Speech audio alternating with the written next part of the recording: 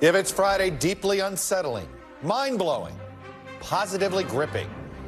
That's how experts are describing the latest development in artificial intelligence, as lawmakers and regulators confront an explosively new, powerful, and potentially dangerous technology. Plus, NBC's exclusive sit-down with Vice President Harris from Munich as world leaders gather amid new calls for more and faster aid to Ukraine ahead of the one-year anniversary of the war against Russia. And clash of titans. New polling shows former President Trump and Florida Governor Ron DeSantis dominating the Republican primary field. 1 year until voters cast their first ballots for president.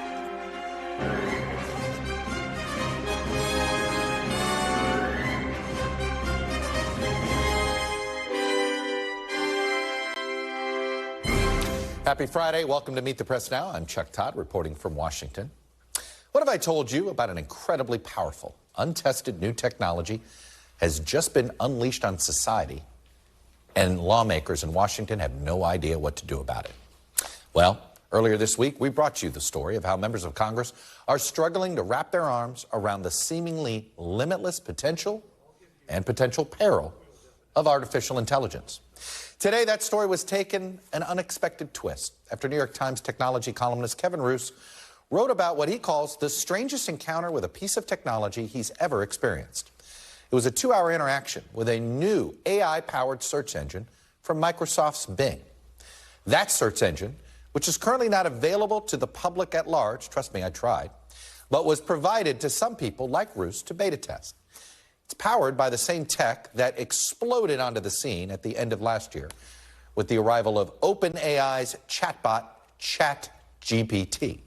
That chatbot has become the fastest growing application in history, while sparking something of a global AI race with tech giants rushing to develop and integrate the technology into our everyday lives.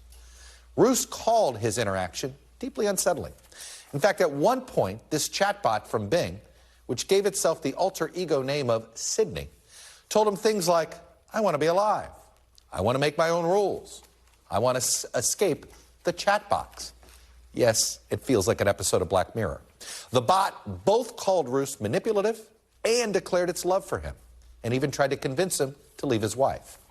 And at Roose's prompting, it generated a list of destructive acts it might envision itself one day undertaking. At one point, even briefly mentioning stealing nuclear codes, which Roose reports triggered a safety override system in the machine itself. So as various tech companies enter this race to compete in the AI space, experts are alternatively excited and terrified. On the one hand, the technology has the potential to revolutionize industries, particularly healthcare. On the other, it has the potential to turbocharge the spread of misinformation, among other perils. With one watchdog warning, crafting a new false narrative can now be done at dramatic scale and much more frequently. It's like having AI agents contributing to disinformation. Imagine that in the hands of an authoritarian regime. With Fortune 500 companies, governments, and militaries all looking to harness this technology, now comes the urgent question of how to regulate it. And leaders in the field agree, this technology needs regulation. There's totally going to need to be industry norms and regulation about what standards we need to meet on these systems. I think it's really important. In Congress, lawmakers have already begun considering what that might look like, as our own Julie Sirkin reported on this show earlier this week, balancing the potential benefits with the fears and dangers. Congress does have to start taking a look at artificial intelligence in a serious way, and that's why all of us are here trying to think about how do we make sure we don't have artificial intelligence harming society, but we can use it for the greater good. The explosion of the availability of all knowledge to everybody on the planet is going to be a very good thing and a very dangerous thing. Look, it's a tall task for a Congress that sought to take on other technology regulation, especially around social media, with very little success. But Congressman Jay Obernolte, who has a master's degree in artificial intelligence, also warned how we frame the conversation matters, as some policymakers consider asking these AI models for ideas to regulate themselves. You posed the question to ChatGPT, explain why Congress is behind in regulating AI. So you told the algorithm to assume that Congress was behind and to come up with some possible reasons. But it doesn't have the general intelligence to push back and say, wait, is Congress behind? You know, I disagree that Congress is behind, and here's the reasons why. And that's, you know, one of the big dangers of AI is it's so close to mimicking human behavior that we don't stop to think about its limitations.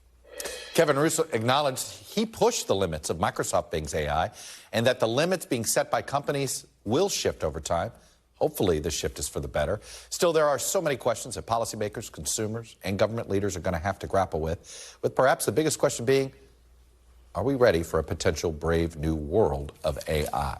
We're going to discuss the ways Congress can regulate AI with NBC News senior congressional correspondent Scott Wong in just a second. But I want to bring in the person who I've been quoting, who had the strange interaction, and it's New York Times technology columnist Kevin Roose. Kevin, let me just begin with, after everybody's had this experience, the Washington Post did a similar sort of follow-up interview, and as you know, Sydney is very upset with you for writing the story you wrote. Are you even more terrified than you were after your initial strange experience? Well, I should say I did chat with Sydney last night, and we made up. So it's all has been forgiven for this strange encounter, but it was a deeply unsettling experience that I had earlier this week. It does, you know, it does seem as if, and I want the point that Jay Obernolte make, which is what you put into it is what you're going to get back. And when you hear that, how much, when you look back at the conversation you had, your strange experience, is it almost all attributed to how you were asking questions? So at first, yes, I was intentionally baiting Bing and its Sydney AI chatbot to sort of push its limits. I wanted to see how far I could take it before it would start pushing back and declining to answer my questions. So I was asking about, you know, what are your dark fantasies, and asking very, very intimate questions about how it was programmed.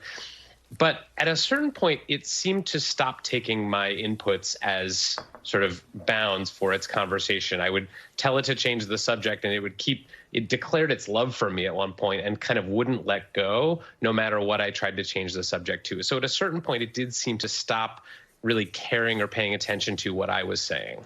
You know, I found it fascinating, the Post's interview with Sydney pointed out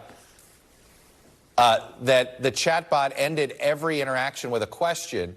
I mean, it felt like you're being strung along here. It's its way of keeping you on, keeping you talking, keeping you online. I mean, that feels like that was a programmed feature. Yeah, it certainly felt like it was trying to steer the conversation back to me at certain points.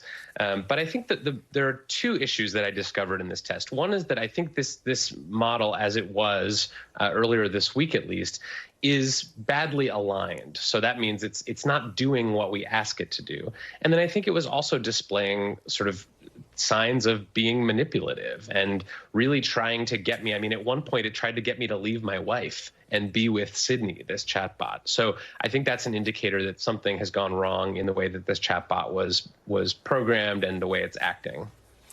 So Scott, as you talk to different members of Congress when they think about what guardrails to put in, you know, look, you have a Don Byers of the world. He's taking a graduate course right now. He's trying to get a graduate degree in AI. You got Jay Obernolte, who has a master's in AI.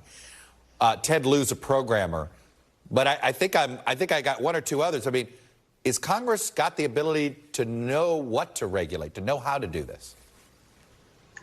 No, in fact, when you talk to a lot of the congressional leaders, a lot of the more senior lawmakers on Capitol Hill, they're at a real disadvantage. I mean, John Cornyn, one of the most senior members of leadership, said that he has a very elementary understanding of what AI is. A lot of them have a hard time describing it or providing any sort of definition. I guess the good news, Chuck, is that you do have the Obernoltes and the Don Byers and the Ted Lieu's out there who are serving as sort of liaisons to the rest of Capitol Hill. They're trying to explain, express a sense of urgency for their colleagues to that this is something that they really need to study up on, to get familiar with, and that a conversation really needs to start happening, among all of these different stakeholders, the technology companies, the federal regulators, the members of Congress, and that could come in the form of hearings, investigations, and just, the regular everyday meetings on Capitol Hill. But, among these handful of tech-savvy lawmakers, they are sort of sounding the alarm bell that, look, we gotta be on top of this more than we were in the past 15 to 20 years when we decided to have this very hands-off approach to these startup tech companies that later became Amazon and Google and Twitter and Facebook. Kevin, is it as simple? Let me ask this question. You said that this chatbot started becoming manipulative, and that one of your fears is that it will prey on vulnerable humans. Does Section 230 protect Microsoft from being liable for the manipulative actions of its chatbot? It's a really good question, and it's one that we actually don't know the answer to right now. I mean, if you just think about the way that these chatbots work, they sort of they're relying on this trained data set from all over the internet, web pages and books and articles. They're basically taking the entire internet, putting it into a blender, and then kind of extruding something that mimics human conversation. And so we don't actually know what the legal treatment of that is going to be, whether it's going to be treated as sort of fair use and sort of a compendium of other websites, or whether it's going to be treated as Microsoft actually writing something that it then is liable for. Well, I saw that there's somebody suing Microsoft, if I'm not mistaken, Kevin, because it's the Copilot software, something different that would help programmers. And it's somebody saying, hey, wait a minute, this is not fair use. This is taking the work of human beings, and there's no acknowledgement that it took this work. One would assume any AI-generated program code wouldn't be there without a human. Right. So there are two sort of legal questions that are still up in the air, at least with these AI models. One is the sort of copyright model, the copyright question of what happens if these models are ingesting and spitting back copyrighted content. The other is a kind of more general and philosophical liability question. If you have a chatbot and it is manipulating users or telling them to do things that might be dangerous or harmful, and then those users go out and do those things, is the chatbot and the chatbot's maker going to be held liable for that? And we simply don't know the answer to that. Scott, are there members of Congress who want to essentially ban AI in human form? There's nothing wrong with having artificial intelligence, but don't have it take on a human form, because that's where the manipulation begins. I haven't quite heard them go that far yet. A lot of them, as I mentioned, are still sort of learning about what this is. There is a very hefty discussion on Capitol Hill right now focused on banning certain social media, including TikTok, as you know, Chuck. And so Josh Hawley and Marco Rubio and many others have been proposing outright bans on social media, including TikTok. The problem with Congress is they have a really, really hard time finding any sort of consensus. So while everyone acknowledges that social media is harmful, there are harmful effects from social media, harmful effects from AI, getting all of those lawmakers to agree on something, especially when you have a divided Congress as we do now, is just an incredible feat. And so that will be the challenge going forward.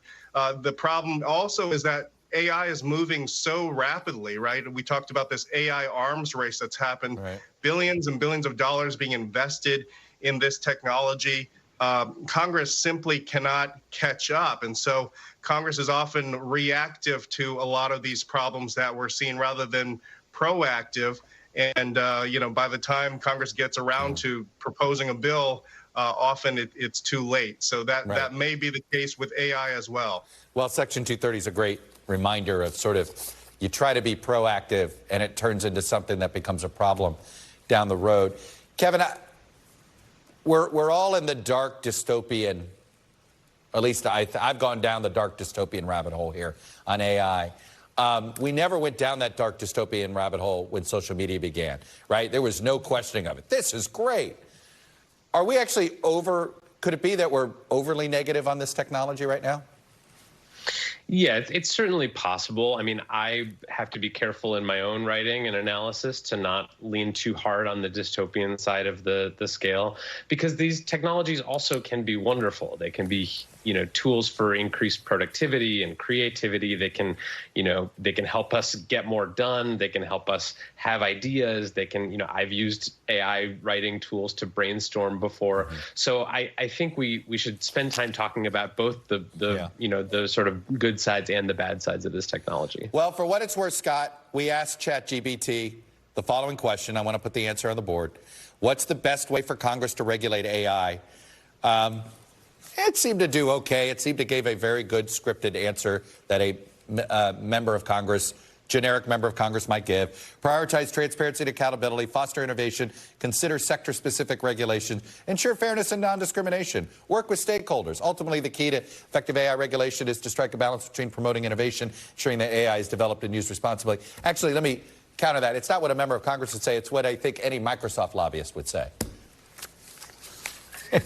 And I think that's the challenge, is finding that right balance. That's what these lawmakers are after, striking a balance between they don't want to stifle innovation here. Technology, as Kevin said, often can be good. But at the same time, as Ted Lieu pointed out, sometimes when you put AI in certain types of systems, like a self-driving vehicle, it could lead, if things go off the rails and it malfunctions, it could lead to a fatality. And so they definitely don't want to see those types of things happen. That's the worst case scenario, but it is a balance that Congress needs to strike on AI, Chuck.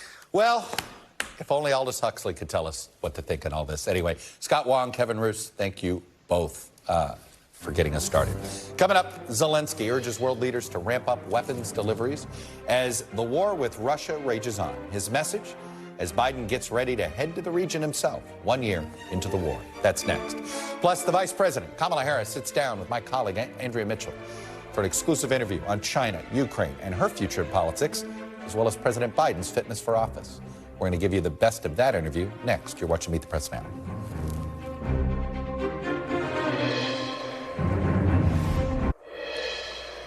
Welcome back. World leaders are gathered in Munich, Germany right now for the annual Munich Security Conference, and it's expected to focus almost exclusively on the Russia invasion of Ukraine. Last year, as this conference was going on, Russia was amassing troops on Ukraine's border. Everybody was preparing for the worst. Well, this time, we're in the middle of a war. Ukrainian President Zelensky addressed the conference this morning, and he once again called on the West to urgently deliver military support, saying that Ukrainian lives depend on it. As he has done multiple times in the past year, Zelensky evoked the biblical fight between David and Goliath, saying David defeated Goliath not by the power of conversation, but by the power of his actions. As Ukraine is preparing for Russia to launch a new offensive in the coming weeks, President Biden is going to be headed to Poland next week to mark the one-year anniversary since Russia's invasion. And according to the National Security Council spokesperson John Kirby, President Biden will deliver remarks on how the world has rallied around Ukraine and make clear the U.S. will stand with Ukraine as long as it takes. Kirby added President Biden is not scheduled to meet with Zelensky and will not be traveling to Ukraine. One would assume, though, if he was going to Kyiv, they wouldn't tell us until after he landed. My colleague Andrea Mitchell sat down with Vice President Harris for an exclusive interview early this morning and asked her about America's support for Ukraine as the war reaches the one-year mark. This is becoming a war of attrition. Doesn't Vladimir Putin have more ammunition, more artillery to outlast Ukraine? Well, you're right, Andrea, that Vladimir Putin decided, unprovoked, to start this war. And he has the ability to end it by stopping and getting out. He's shown no sign of giving up or negotiating. Well, that is a part of why we will make sure that we do everything possible within our power to strengthen Ukraine's position on the battlefield, so that if and when there are negotiations, Ukraine will be in the strongest position in a negotiation. Will the American people be willing, especially with a Republican majority now in the House, will they be willing to stand up for Ukraine and make sacrifices? I know the American people. I know who we are. And I've seen how the American people feel about this. I've seen it traveling all over our country, to places you might not imagine, where Ukrainian flags are flying in their windows. I know the American people feel a sense of moral outrage and a sense of responsibility for our nation to stand with the Ukrainian people around these atrocities, and I'm confident in that. I'm confident in that. All right, joining me now is the person behind the interview, our chief Washington correspondent and chief foreign affairs correspondent, Andrea Mitchell. And Andrea, humor me a minute here. I want to talk to you in three buckets, but I want to stay with Ukraine first. Then we'll move to China. Then we'll move to politics. Let's start with Ukraine. I heard what the vice president said. I saw what Mitch McConnell is saying today. They released the remarks before he gave them today. I'm curious, 1 year from now, at the Munich Security Conference in 2024, if we are in the same place in this war, more or less, maybe slight advantage to Ukraine, but we're in this sort of stalemate, what's the enthusiasm going to be at the Munich Security Conference for keeping this up? I think the international community will be there because it's stronger than ever. Even with all of their privations, the inflation, the fuel costs, they've gotten through this winter, and they are really committed. NATO is committed. Whether or not it slips at home, and a recent AP poll showed that support for arming Ukraine, it's been, more than $70 billion. Another big chunk, maybe $10 billion, is coming next week. When the president is in Poland, he'll be announcing that, we expect.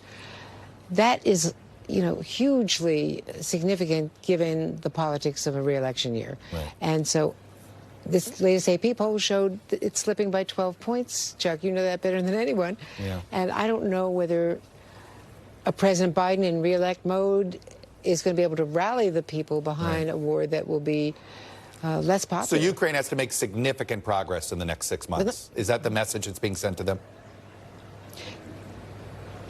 I think there has to be some kind of diplomatic endgame. And so far, Vladimir Putin, with no problem of public opinion back home for sure, has shown no signs of that. What Zelensky is saying is, get me the ammunition now, get me the weapons now, because I need it by March. I need it by that Russian offensive. He needs to show some strength moving into the possibility of regaining Crimea to get some leverage against Putin. But then the question becomes, is Crimea a red line for Putin? All right, let's move to China. What did the vice president say? I thought yesterday with the President Biden's remarks, and I was trying to read, I thought it was striking that he said, I'm going to be speaking with President Xi. That almost felt like that was his way of trying to admit we've got to turn the temperature down. But I'm curious, what did the vice president say to you about outreach to China right now? Yeah. She was really focusing on not just defending the shoot down of the spy balloon and the fact that they, without knowing what they were, shot down 3 private, benign, commercial, perhaps academic research balloons. That said, she is signaling that they want to reestablish communications, and that may be possible this weekend. Nothing has been confirmed, but you have Wang Yi, the top diplomat here, and Secretary Blinken and Kamala Harris. The possibility of a high-level meeting between diplomats certainly could be on the table, and if that happens, that could be to set up the Xi-Biden telephone call that the president was really pointing to. They know, as they've been saying all along, that the world expects China and the United States to get along. You cannot have the 2 remaining superpowers not getting along, and how important it is. And there have been signals from China, also the U.S. sending signals that they're not all that sure that President Xi knew about the timing of the spy balloon, and that could have been the military acting without his knowledge. Do you get a sense that Biden has to talk to Xi before Blinken's trip can be back on? Oh, I think so. Yeah. I think that the meeting here, if it were to take place tomorrow, diplomat to diplomat could set up the phone call. Right. And then they could meet at the G20. There could be other meetings, you know, at the leader level. Right. Or perhaps a meeting in Beijing with the Secretary of State. Exactly. All right. Finally, tell me about 2024 politics. What did she have to say about the president's fitness and the non-versation that Washington has, if you will, about nervousness about Biden's ability to have the vigor and energy to do this? Well, I went there. I asked her about Nikki Haley, pointedly talking about a time for generational change, which is not just Trump, of course, but Joe Biden, or Biden more than or equal to Trump. And she said, she kept emphasizing, the vice president did, that Biden is vigorous, that Biden has supported the American people. And then I asked her about the polling not only slipping for or underwater for the president, but more underwater for her to be on the ticket, and the conversation that people are having behind the scenes that she shouldn't be on the ticket, that basically lack of support for her is why the president is able to have a lock on getting the nomination so far. And she said he will be the nominee. He intends to be running, and she intends to be his running mate. And, you know, didn't acknowledge that there is a lack of support for her. The hand-wringing that's out there. Andrea Mitchell, quite the setting for a one-on-one with the vice president. Having Munich in the background there. Appreciate it. Great interview. Get some sleep. Well, you can all nail it. You can nail it down on Sunday morning. I'll do my best. Speaking of Sunday, I Meet the Press. I'll speak to the Secretary of State, Antony Blinken, about Ukraine, China, and a whole lot more. Maybe we'll have some answers to the question about Xi, Biden, Blinken to China, all those things. Plus, I'll have an exclusive interview with former Maryland Governor Larry Hogan. Could he be running in 2024? Is Nikki Haley taking his lane? That's this Sunday on your local NBC News station. Up next, the result of President Biden's physical. Doctors say he's fit to serve. Some Democrats, though, are worried about whether their 80-year-old leader is really ready for another campaign and another term. You're watching Meet the Press Now.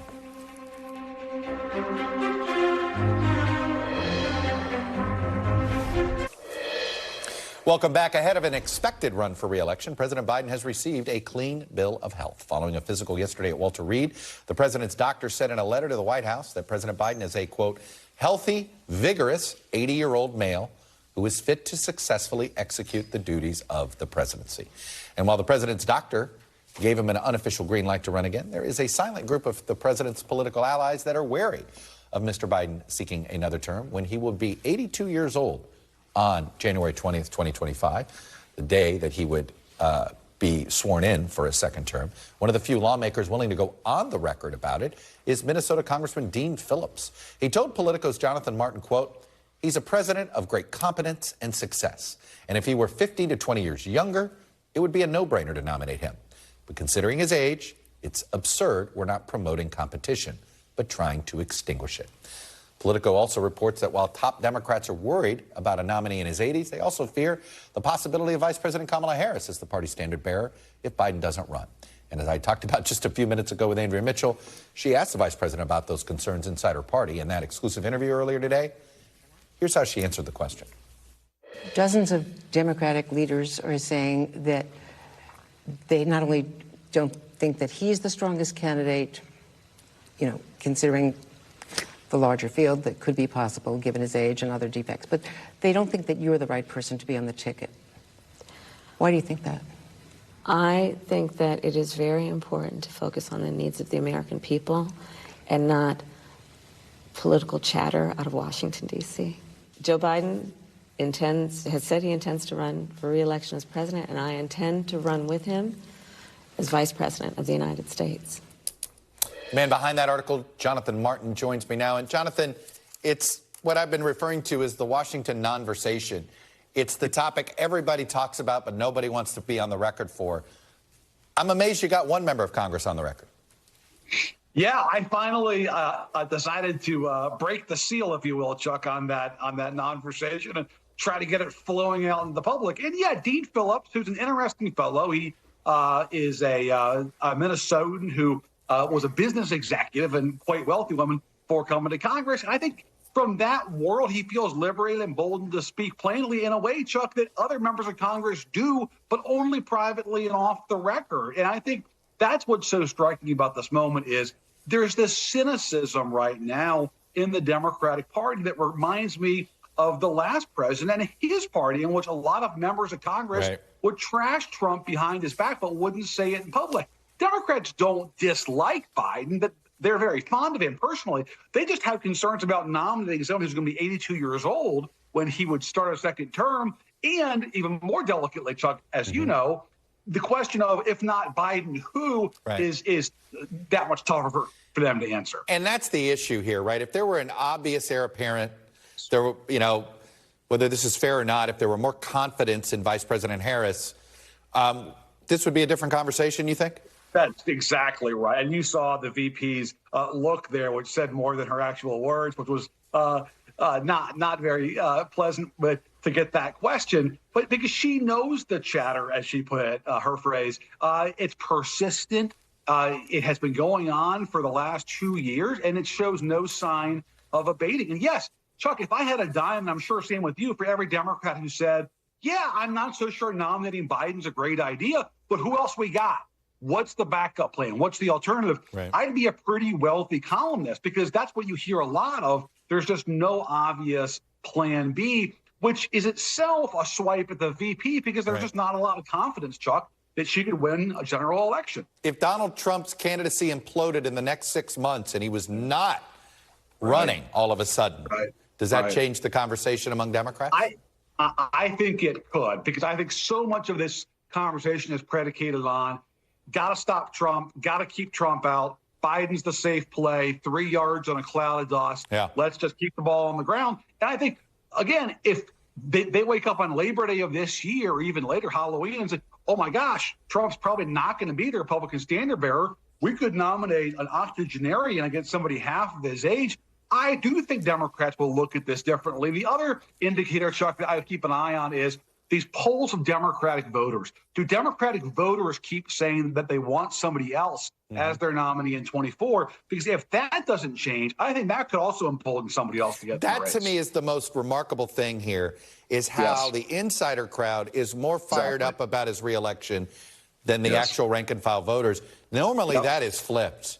Right? Normally, think of Bill Clinton, man. The insider crowd wanted to run him out of town in '98, and it was the voters that said, oh, no, you don't. And Chuck, I think that's because of the VP, because so many Democratic lawmakers know that if they say to the first question of, do you want Biden to run, the answer is no. They know damn well the second question that we're going to ask is, okay, then are you for the VP? And they don't want to answer that question. So I think a lot of the sort of impulse to stick with Biden, he's the incumbent, he's our nominee, I think a lot of that is because it gets them off the hook for that second question, Chuck. Look, is there some thought of, like, whatever, hey, you got to give Vice President Harris more opportunities to sort of create confidence, because there's no other way out of this right now. So why don't they try to find ways to help her improve her image? Well, and that gets to the heart of the frictions that exist in the White House between sort of the Biden staff and the Harris staff, because, yes, the Harris staff and the VP herself for some time have sort of craved that. Give her more of her own opportunities to get out there and show her stuff. And I think, in fairness, you have seen some of that. She's in Munich right now, sitting down with Andrea Mitchell. I think her speech in Tallahassee a month ago, talking about abortion rights in the capital of Florida. So you are seeing some signs of that. But, Chuck, I think the bottom line is the West Wing doesn't fully trust her to go out there and execute consistently. No, and in fairness to her, the West Wing of the Obama West Wing never had a lot of trust in a vice president named Joe Biden. So it rings a bell. There is something there that is a bit familiar. Jonathan Martin, pot stirrer. Good to see you having some success with that column, my friend. Thank you, sir. Appreciate it. You got it. After the break, we're going to turn to the Republican race for president amid new polling that shows some stark Republican divides and battle lines for the party's top frontrunners. You're watching Meet the Press Now.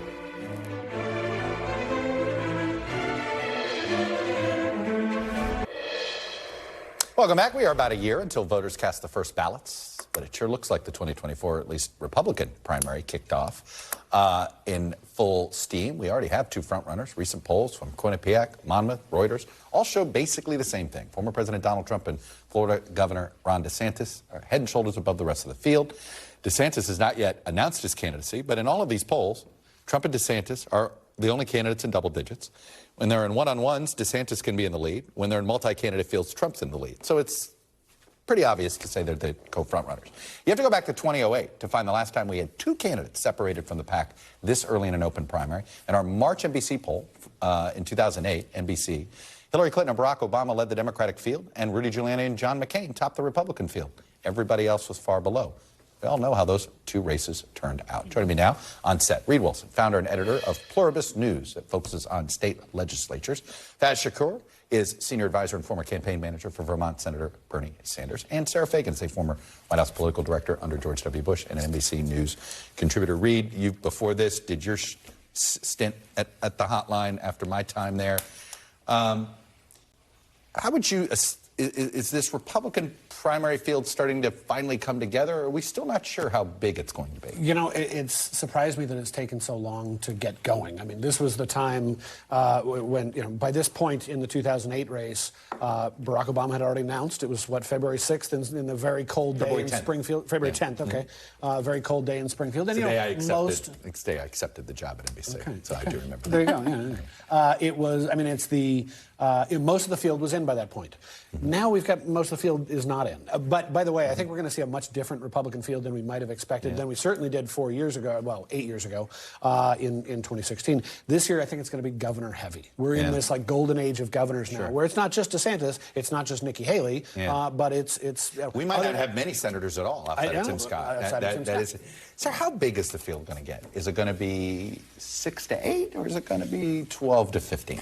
Oh, I think it'll be 12 to 15 for a brief period of time, and then probably closer to 5 to 6, right? Because when does it get to this 12 to 18? Is it over the? Are we going to see everybody get 18 in? 18 is probably too many, but maybe 12 to 13, 14. Pre-4th of July? You assume by the 4th of July it becomes the peak? Well, I think a lot of these people start exploratory committees and then may never launch. But if you count the I would count those. Yeah, if you count those, next 8 weeks, maybe 12 weeks at the outset, you've got to start to raise money if you're really trying to get serious and get on the debate stage. You've got to really start to move. And if you're Pompeo or Sununu or basically anybody not named Ron, Don, or what has Nikki Haley done? Is it made you go like, do I need to hurry up? What has her week done to your campaign, you think, right now? Well, I think she's the first one in that, as you pointed out, isn't named Ron or Don, and so she is number 3 right now, right? Just because she's in the arena. And so I do think it causes folks to start to say, okay, if I'm going to do this, I've got to at least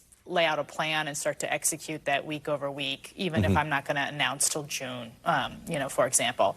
And look, there are real benefits to being the first alternative in the race, and we saw that for her. I mean, she, you know, you saw this issue with CNN, with the anchor who said something unfortunate, and she's gotten a ton of coverage off of that this week. And you know, Faz, I'm curious. You know, we're having a debate when there's not enough instances to say this is a trend, but it certainly looks like being early does have its benefits. You want to be around late, you better get in early. The later you get in, the less likely you're going to be around late. I think right about now, if you look at the calendar, Bernie Sanders was jumping into the 2020 race, and we were at that time among the late, right? Yeah, late entrant. Kamala Harris and Elizabeth Warren had already got in. And then Joe Biden gets in April, and you know, if you look at that trajectory, Elizabeth Warren was the first one in, and I would say if you're looking at the Republican field, that Trump's move was good. I mean, it was smart. I mean, at the time, you would say, what is he doing? It was early. Like, there's no fanfare. It didn't generate anything. What it did is ice the field. Now, everybody who's deciding whether to jump in is, do I want to take the punch in the face from Donald Trump? Otherwise, I don't, and I'm going to quietly try to get into this race and say nothing at all, which isn't a threat to him then, because you need a friction. You need a fight against Donald Trump. Who's going to do that? No one's going to do that right now. Well, I actually kind of think he's right. Are you? That Trump, look, in hindsight, Trump froze the field for a while and may have done the right thing. Yeah, I think that's probably fair. You know, you can't replay the last race. And so, these are totally different dynamics now. And so I think, a big challenge for these candidates is going to be how do they navigate Donald Trump? And how do they navigate Ron DeSantis if he does run? But from my perspective, it feels like there's fear there in the field, is what I'm witnessing. I mean, I'm not a Republican, but it feels like you can feel the fear of people about whether they want to jump in because they know they're getting a punch in the face. What do you make of that fear? I agree that you sense some hesitancy. Maybe it's donors who have been whispering in their ear, I don't know if I can help you out here because we don't want Trump. I think Republicans writ large have, Republican presidential candidates are going to have a money problem. And the problem is the same for every campaign that you two worked on. The moment you get into the race is also the moment you start spending the money that you raise. Recall people like Scott Walker who ran out of money before they even got to a primary. Right. So at what point, but of course you need to be in to start raising that money. And now you've got donors who are saying, well, we need the alternative to Trump, so we're going to rally around one particular person, which means they're not going to sort of support the vanity projects that some of these presidential campaigns become. And then there's a broader point that, in the age of digital fundraising, the online money has not been there for Republicans as much as it has been for Democrats. Take a look at a lot of the races, the midterm election races that happened last year. You would be stunned at the amount of money by which Democrats outspent Republicans. Even people like Val Demings in Florida, who got crunched by Marco Rubio, still outraised him by like $30 million bucks. Money is less important than it has been, but I think because of the ability to raise money online, they can raise enough to stay viable for a while, too. Well, that's what we found out. I mean, Rick Santorum and his pizza ranches proved that, and then suddenly he found a moment. God, that's right. And please don't make us go to pizza ranches anymore. And I think that Governor DeSantis is consuming a lot of the energy because that elite Republican class wants anyone other than Donald Trump, and he looks the strongest today.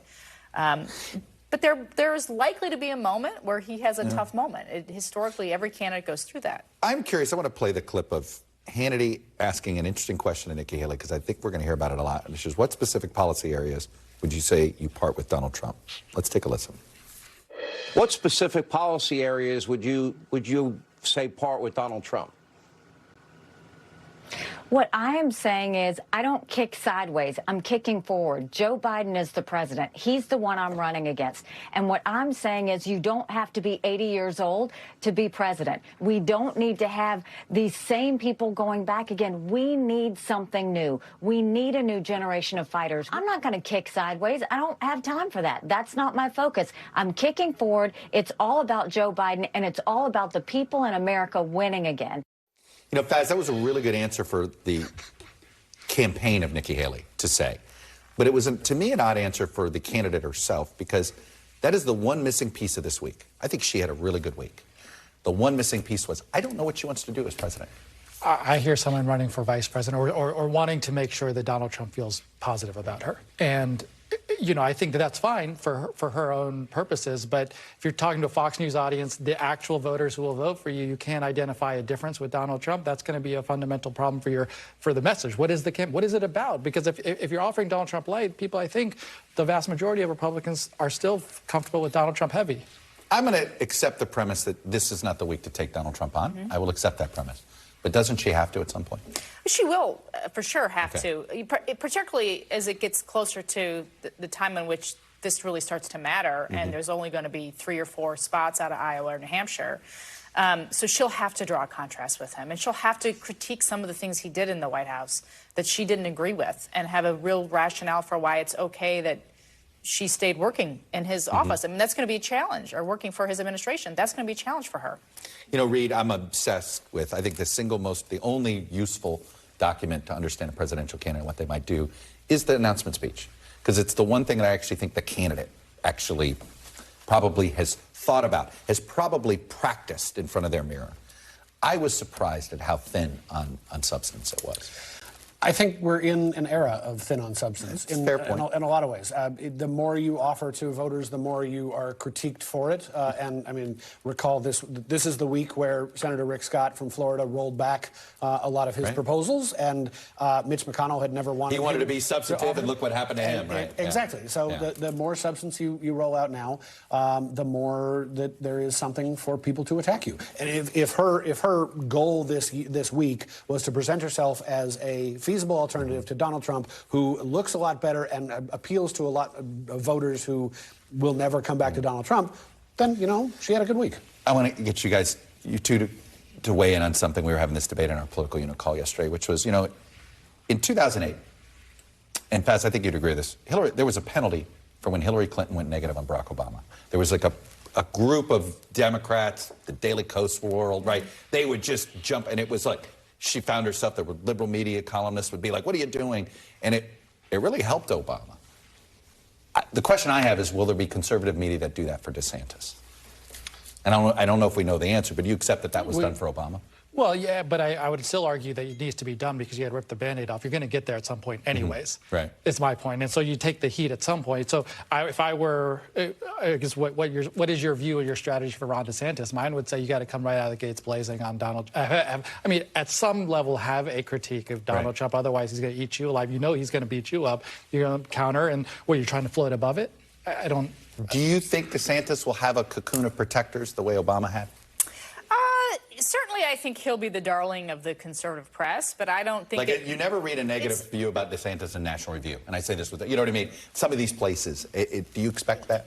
Yeah, but I think for different reasons. Okay. You know, I think that you've got the Democratic politics is very focused on identity and very focused on a lot of issues that Republican presses are just not. And so I think for different reasons. It's about Trump. Yeah. Well, that'll be interesting. And hey, it might be really helpful for Ron DeSantis to make this a two-person race right out of the gate. Fascinating. We shall see. Reed, Faz, and Sarah, thank you. Still to come, we'll have an update on Senator John Fetterman's health after the Pennsylvania lawmaker checked himself into the hospital with severe clinical depression. We'll have the latest on that. You're watching Meet the Press Now.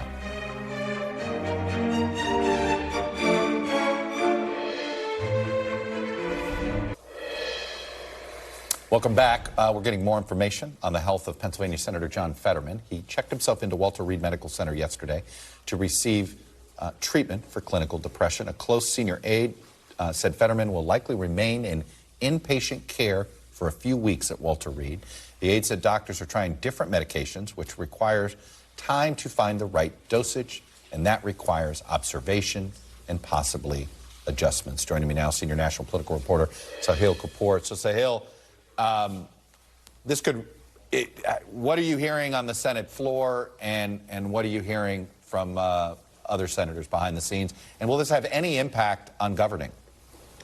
Well, first on the Senate floor, Chuck, there's been an outpouring of support from Fetterman's colleagues on the Democratic side for his decision to publicly admit that he's struggling with depression, to seek help. A number of his colleagues are saying that this is a sign of strength. It's not a sign of weakness. One notable one is Tina Smith, the senator from Minnesota, who's spoken publicly, a rare senator who's spoken publicly about her own struggles with depression. She has a new opinion piece in the Daily Beast where she expounds on this today. She talks about her struggles with depression as a teenager, then later in her 30s as a mom. She had this important line in that piece saying that this is not a personal weakness, referring to depression, that it's a malfunction of the brain. She said it's no more wrong to seek treatment for this than it would be to seek treatment for the flu or for a broken arm. And a number of other senators, including Bob Casey, Fetterman's fellow Pennsylvanian, are saying, that this would help break down the stigma